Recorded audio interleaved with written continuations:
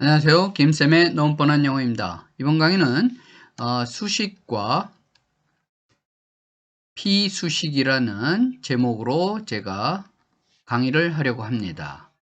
자, 원이 있는데 제가 한번 채워가 보겠습니다.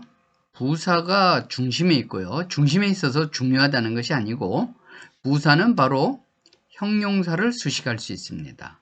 그 형용사는 명사를 수식하는 거예요.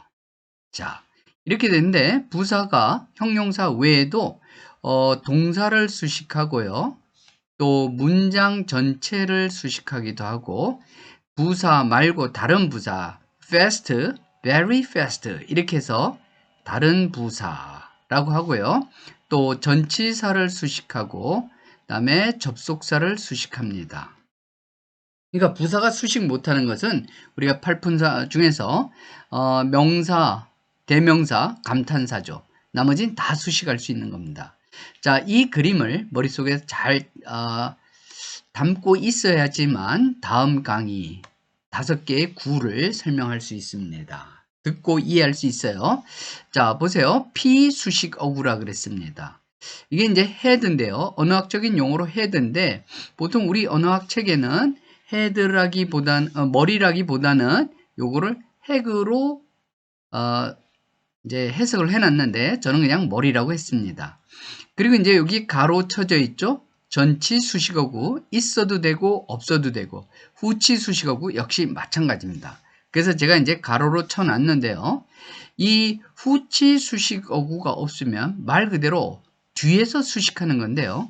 이게 없고 전치 수식어구가 없으면 정말 간단한 모양의 뭐가 되냐면 헤드, 머리만 남아있는 명사, 형용사, 부사, 동사, 전치사입니다.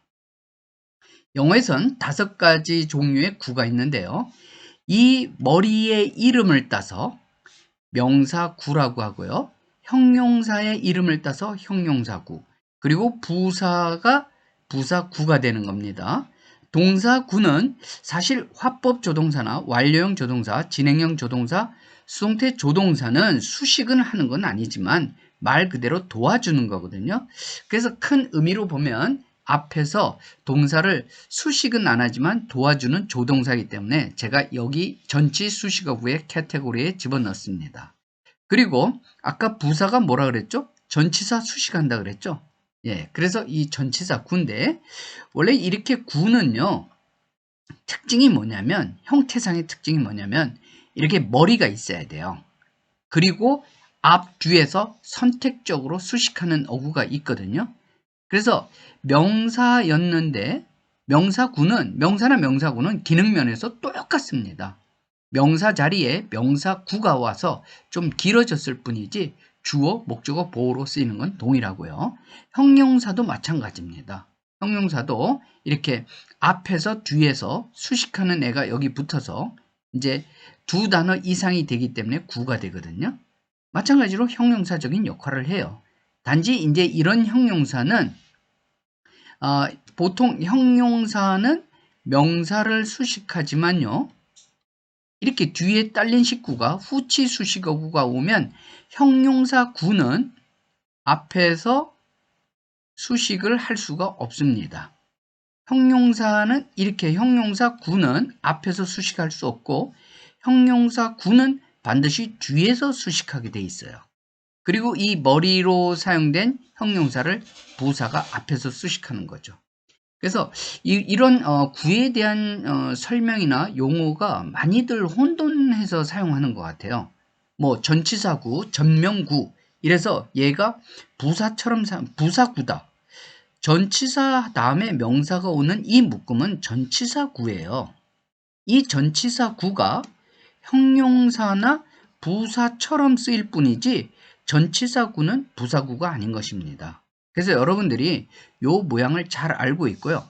그 다음에 이제 우리가 이게 제가 왜 이 5개의 구만 알고 있어도 영어의 3분의 1이 끝났다고 보냐면 특히 요 명사구가 우리를 어렵게 합니다. 문장에서 명사가 많이 쓰이는 것은 부인할 수 없는 사실인데요. 근데 우리말에서는 이 후치 수식어구를 사용하지 않거든요. 그러니까 명사구, 좀 명사의 앞뒤에 살이 수식어구가 붙어서 길어진 것을 우리말로 해석을 할 경우에는 뭐 먼저 읽어야 되냐면 후치 수식어구를 먼저 읽고 그 다음에 전치 수식어구 읽고 다음에 피 수식어구를 인 명사를 해석을 하는데 이런 식으로 하면은 해석, 즉 왔다 갔다. 그런데 만약 여기 뒤에 막 길어지면 사실 힘들거든요. 계속 뒤에서부터 치고 올라와야 돼요. 그러지 말고 전치 수식 어구를 먼저 읽고 그 다음에 나오는 머리 헤드를 읽고 그 다음에 후치 수식 어구를 읽는 영어식의 어순으로 읽어주는 그런 방법이 꼭 필요한 겁니다. 근데 사실 그러니까 이제 영어 같으면 전치 수식어구, 후치 수식어구 다 있어요. 여러분들 손흥민 선수 좋아하죠?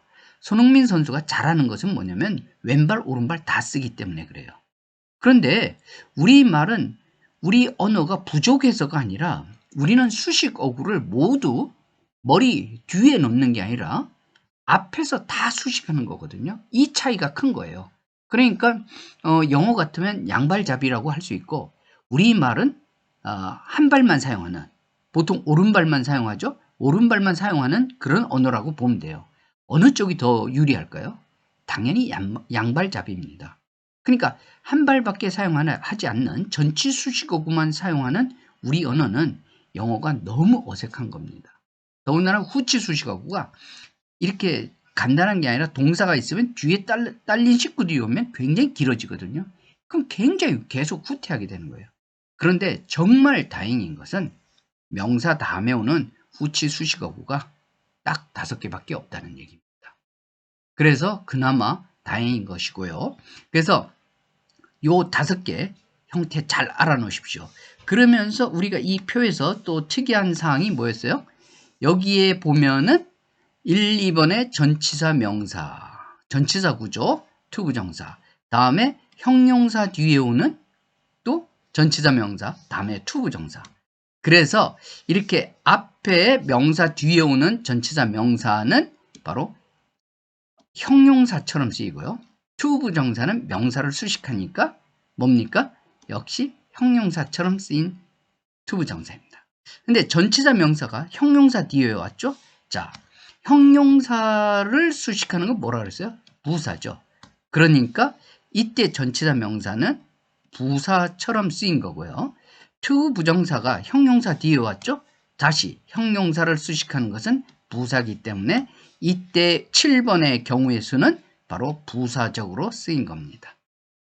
그리고 이제 주로 대시 이끄는 주어 동사가 오는데 형용사를 수식하기 때문에 이것도 부사적인 기능을 한다고 보면 되는 겁니다. 그래서 6, 7, 8은 형용사를 수식하기 때문에 부사적으로 쓰인 거고요. 1, 2, 3, 4, 5는 명사 뒤에서 명사를 수식하기 때문에 1, 2, 3, 4, 5가 모양은 다 다르죠. 그러나 기능적인 면에서 명사를 수식하니까 바로 기능적인 면에선 이 5가지 1, 2, 3, 4, 5가 다 뭡니까? 형용사적인 기능을 한다고 보면 되는 겁니다.